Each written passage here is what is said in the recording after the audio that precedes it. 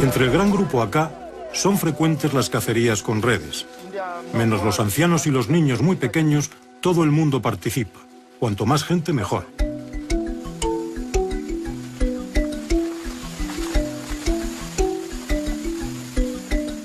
Una vez que llegan a la zona escogida, los hombres colocan las redes una a continuación de la otra sin dejar espacios vacíos, formando un semicírculo abierto por un extremo de unos 600 metros.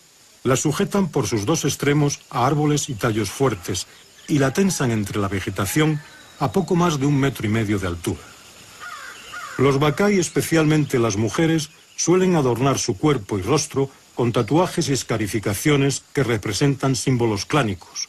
Otras veces esos cortes tienen una finalidad mágica y terapéutica. Las incisiones las realizan con un cuchillo untado en aceite de palma que ayuda en la cicatrización. A una señal del jefe de la cacería, los ojeadores comienzan a agitar las ramas y a gritar para espantar a las presas desde la entrada del semicírculo hacia las redes.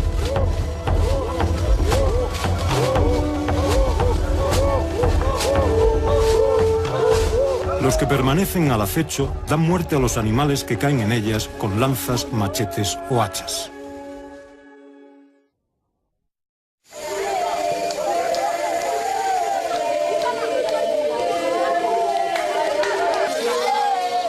Otra fuente importante de proteínas la encuentran en los ríos.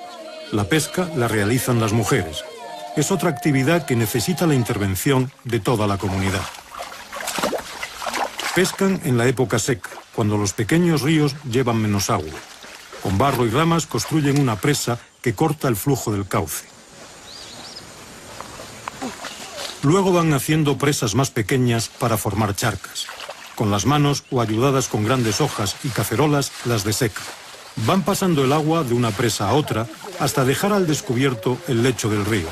De esta manera es fácil coger los peces con las manos.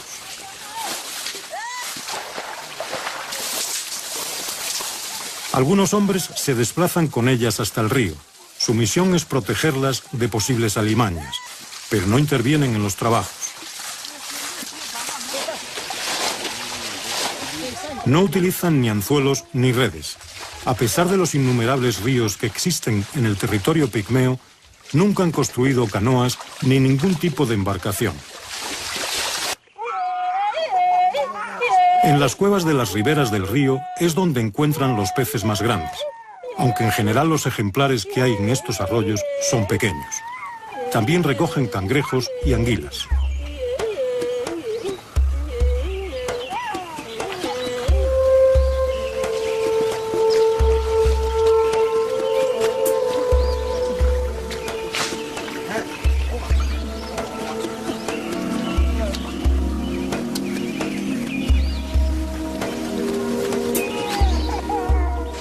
Estas quebradas son muy peligrosas. A veces tienen encuentros con animales poco amistosos como las serpientes. Aquí habitan dos de las más peligrosas del mundo por la toxicidad de su ponzoña. La víbora gabonensis, a la que llaman la cuatro pasos, aludiendo a los últimos que da su víctima antes de morir, y la mamba negra, a la que apodan la minuto, que es el tiempo que tarda en caer el que es alcanzado por sus colmillos venenosos.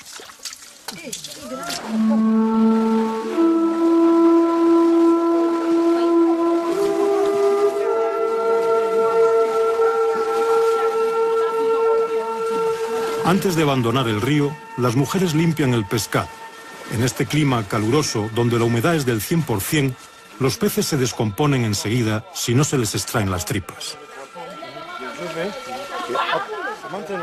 Es frecuente que al final de la jornada, sobre todo si la pesca es abundante, las mujeres hagan sonar el río.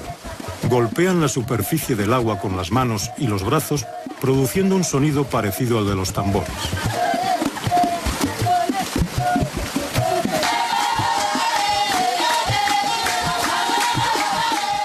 Bailan y cantan al son del ritmo de percusión del agua. Sus estribillos se acoplan en una armoniosa polifonía que se transmite hasta muy lejos bajo la bóveda vegetal de la selva.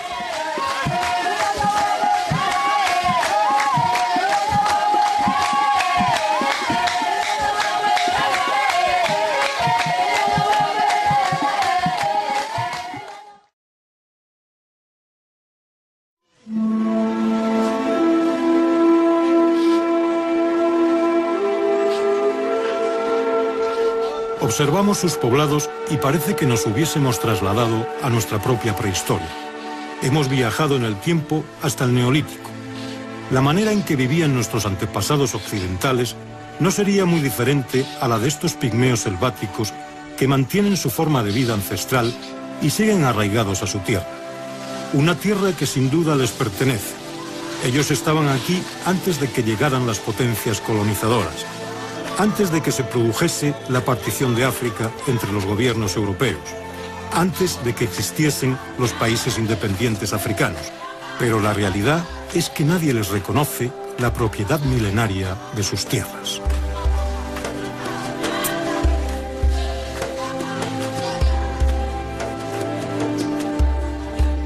Desde el amanecer comienza la actividad. El aseo personal, la limpieza del poblado, muy importante para mantener alejados a los insectos, la recogida de leña, la preparación de la comida.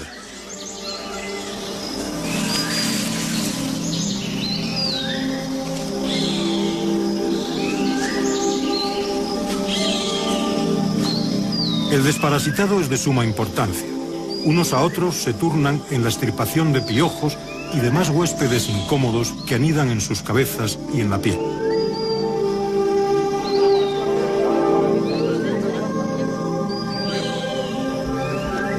El primer testimonio del que se tiene noticia sobre la existencia de este pueblo se remonta a un documento egipcio del antiguo reino, en el que el faraón Ciops II da instrucciones a Harchuf, jefe de una expedición que se dirige al sur, que lleve a la corte un pequeño bailarín acá.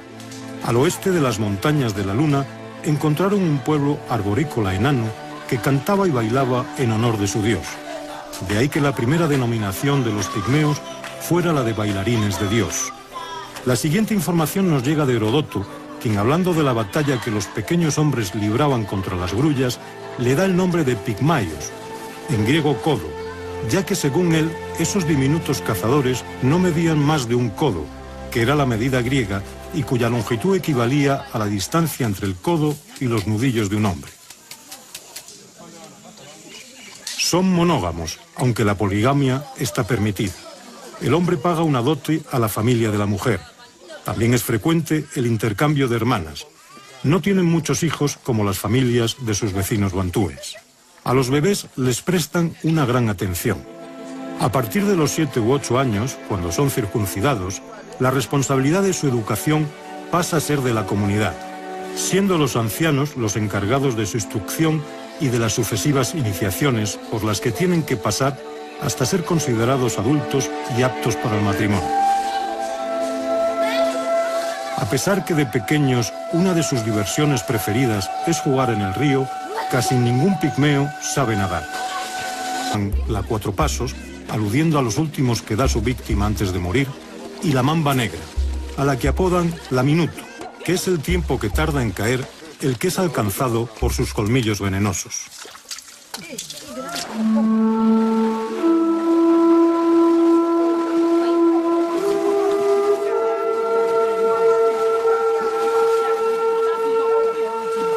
Antes de abandonar el río, las mujeres limpian el pescado. En este clima caluroso, donde la humedad es del 100%, los peces se descomponen enseguida si no se les extraen las tripas. Es frecuente que al final de la jornada, sobre todo si la pesca es abundante, las mujeres hagan sonar el río. Golpean la superficie del agua con las manos y los brazos, produciendo un sonido parecido al de los tambores.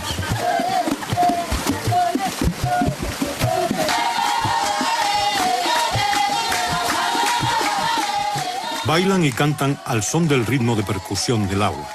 Sus estribillos se acoplan en una armoniosa polifonía que se transmite hasta muy lejos bajo la bóveda vegetal de la selva.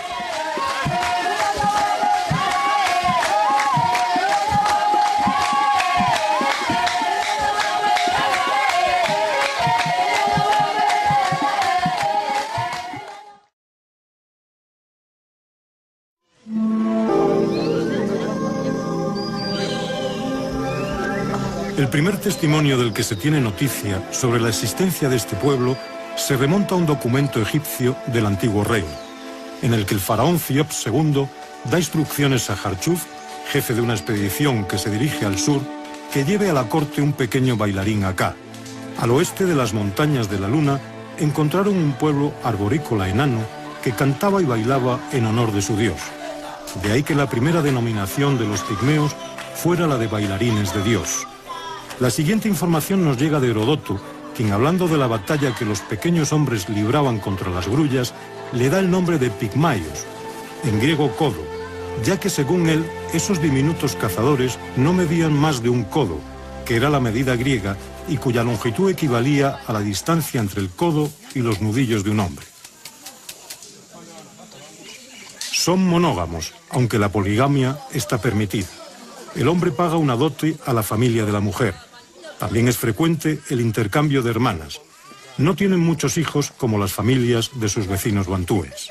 A los bebés les prestan una gran atención. A partir de los 7 u 8 años, cuando son circuncidados, la responsabilidad de su educación pasa a ser de la comunidad, siendo los ancianos los encargados de su instrucción y de las sucesivas iniciaciones por las que tienen que pasar. Las mujeres limpian el pescado. En este clima caluroso, donde la humedad es del 100%, los peces se descomponen enseguida si no se les extraen las tripas. Es frecuente que al final de la jornada, sobre todo si la pesca es abundante, las mujeres hagan sonar el río. Golpean la superficie del agua con las manos y los brazos, produciendo un sonido parecido al de los tambores.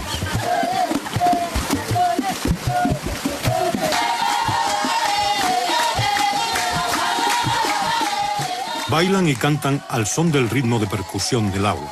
Sus estribillos se acoplan en una armoniosa polifonía que se transmite hasta muy lejos bajo la bóveda vegetal de la selva.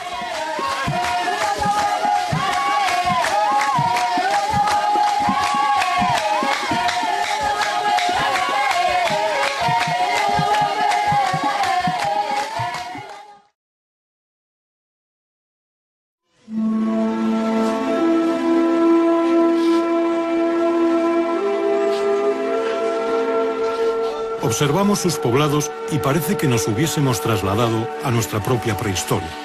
Hemos viajado en el tiempo hasta el Neolítico.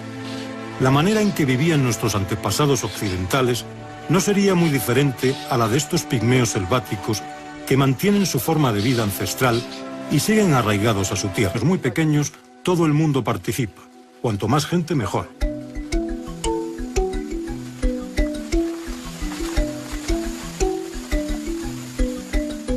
Una vez que llegan a la zona escogida, los hombres colocan las redes una a continuación de la otra sin dejar espacios vacíos, formando un semicírculo abierto por un extremo de unos 600 metros. Las sujetan por sus dos extremos a árboles y tallos fuertes y la tensan entre la vegetación a poco más de 1,5 metros de altura. Los Bacay, especialmente las mujeres, suelen adornar su cuerpo y rostro con tatuajes y escarificaciones que representan símbolos clánicos. Otras veces, esos cortes tienen una finalidad mágica y terapéutica. Las incisiones las realizan con un cuchillo untado en aceite de palma que ayuda en la cicatrización. A una señal del jefe de la cacería, los ojeadores comienzan a agitar las ramas y a gritar para espantar a las presas desde la entrada del semicírculo hacia las redes.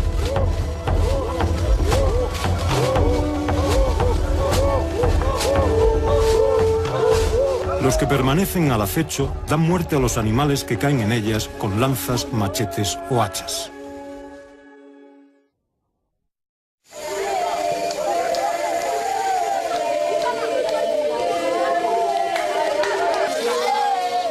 Otra fuente importante de proteínas la encuentran en los ríos. La pesca la realizan las mujeres.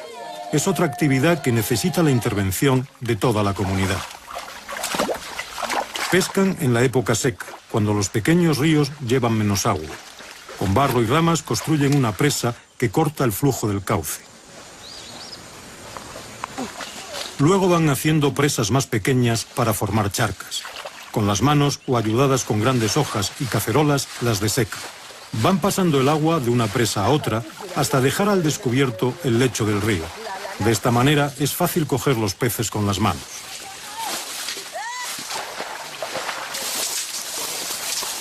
Algunos hombres se desplazan con ellas hasta el río.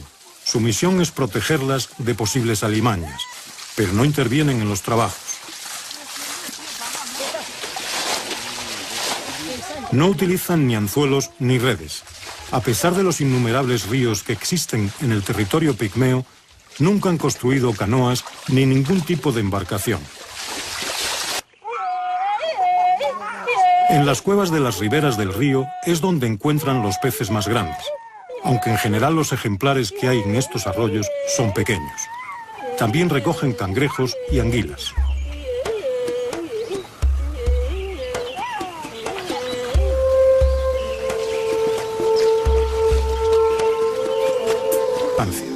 Unos a otros se turnan en la extirpación de piojos y demás huéspedes incómodos que anidan en sus cabezas y en la piel.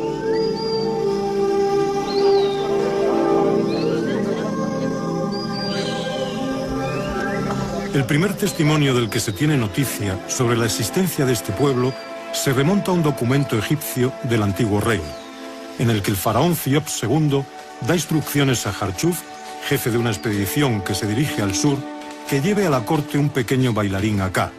Al oeste de las montañas de la Luna encontraron un pueblo arborícola enano que cantaba y bailaba en honor de su dios. De ahí que la primera denominación de los pigmeos fuera la de bailarines de Dios. La siguiente información nos llega de Herodoto, quien hablando de la batalla que los pequeños hombres libraban contra las grullas, le da el nombre de pigmaios, en griego codo, ya que según él, esos diminutos cazadores no medían más de un codo, que era la medida griega y cuya longitud equivalía a la distancia entre el codo y los nudillos de un hombre. Son monógamos, aunque la poligamia está permitida. El hombre paga una dote a la familia de la mujer. También es frecuente el intercambio de hermanas. No tienen muchos hijos como las familias de sus vecinos bantúes. A los bebés les prestan una gran atención. A partir de los 7 u 8 años, cuando son circuncidados, la responsabilidad de su educación pasa a ser de la comunidad, siendo los ancianos los encargados de su instrucción y de las sucesivas iniciaciones por las que tienen que pasar hasta ser considerados adultos y aptos para el matrimonio. A pesar que de pequeños una de sus diversiones preferidas es jugar en el río, casi ningún pigmeo sabe nadar. La cuatro pasos, aludiendo a los últimos que da su víctima antes de morir, y la mamba negra, a la que apodan la minuto, que es el tiempo que tarda en caer el que es alcanzado por sus colmillos venenosos.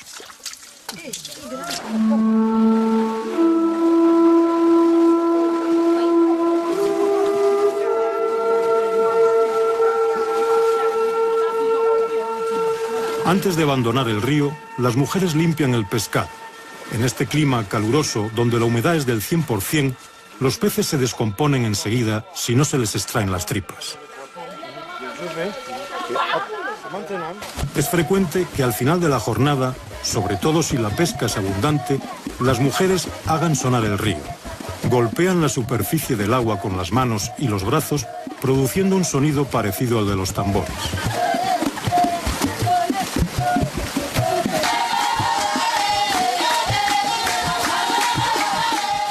Bailan y cantan al son del ritmo de percusión del agua. El jefe de la cacería, los ojeadores comienzan a agitar las ramas y a gritar para espantar a las presas desde la entrada del semicírculo hacia las redes.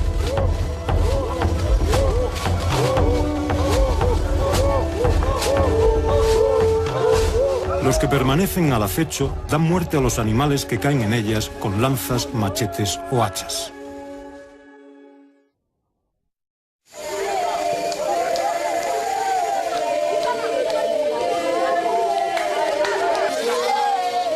Otra fuente importante de proteínas la encuentran en los ríos. La pesca la realizan las mujeres. Es otra actividad que necesita la intervención de toda la comunidad. Pescan en la época seca, cuando los pequeños ríos llevan menos agua. Con barro y ramas construyen una presa que corta el flujo del cauce. Luego van haciendo presas más pequeñas para formar charcas. Con las manos o ayudadas con grandes hojas y cacerolas las desecan. Van pasando el agua de una presa a otra hasta dejar al descubierto el lecho del río. De esta manera es fácil coger los peces con las manos.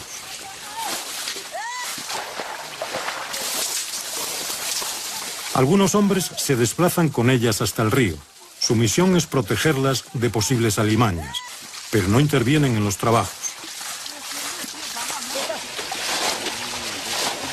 No utilizan ni anzuelos ni redes. A pesar de los innumerables ríos que existen en el territorio pigmeo, nunca han construido canoas ni ningún tipo de embarcación. En las cuevas de las riberas del río es donde encuentran los peces más grandes, aunque en general los ejemplares que hay en estos arroyos son pequeños. También recogen cangrejos y anguilas.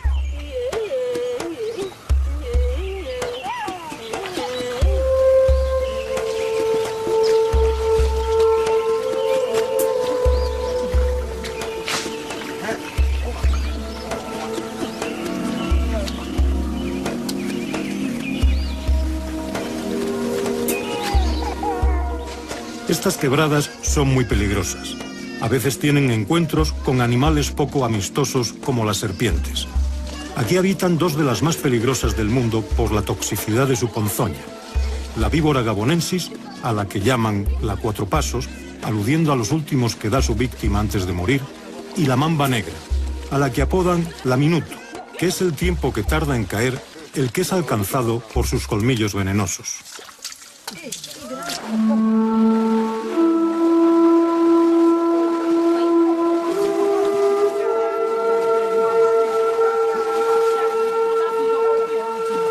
Antes de abandonar el río,